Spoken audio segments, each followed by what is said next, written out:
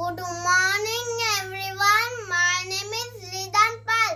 Now I am going to tell you something about my country. I live in India. It's a massive country. It's in Asia. It's my motherland.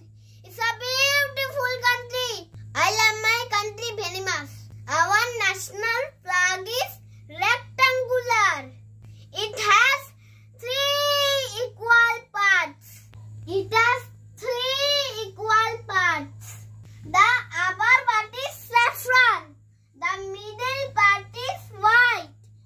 The lower part is deep green. The saffron means sacrifice. The white means peace.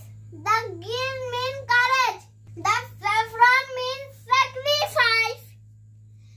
The white means peace.